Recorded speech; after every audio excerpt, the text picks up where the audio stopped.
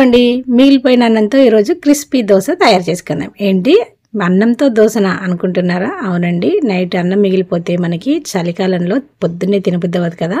అలాంటప్పుడు ఇలా క్రిస్పీగా వేడిగా మనము బ్రేక్ఫాస్ట్ అనేది రెడీ చేసుకోవచ్చు. ఇది క్రిస్పీగానే కాకుండా స్మూత్గా చల్లట్లాగా కూడా వేసుకోవచ్చు. మరి ఇది ఎలా తయారు చేయాలో చూద్దాం. ముందుగా ఒక మిక్సీ జార్ తీసుకొని అన్నం ఒక కప్పు తీసుకుంటున్నాను. దీంతోపాటు ఒక 3/4 ఉప్మా రవ్వ, అలాగే ఒక హాఫ్ కప్పు పెరుగండి. పుల్లగా ఉన్నది వేసుకోండి, టేస్ట్ బాగుంటుంది. ఇప్పుడు వీటన్నింటినీ మెత్తగా పిండిలాగా మిక్సీ పట్టి ఒక గిన్నెలోకి వేసుకోండి. ఇప్పుడు రుచికి సరిపడినంత కొంచెం ఉప్పు, అలాగే కొన్ని వాటర్ వేసుకుంటూ మనకు దోశ బ్యాటర్ ఎలా ఉంటుందో అలా చక్కగా కలిపేసుకోండి.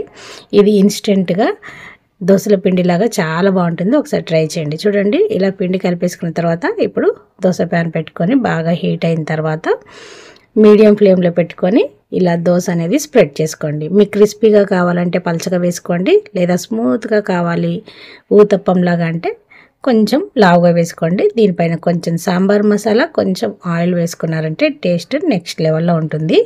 ఇది మీడియం ఫ్లేమ్ మీద కాలిస్తేనే మనకి దోశ అనేది క్రిస్పీగా వస్తుంది. లేదు మీకు స్మూత్గా కావాలంటే హై ఫ్లేమ్లో పెట్టేసేయండి.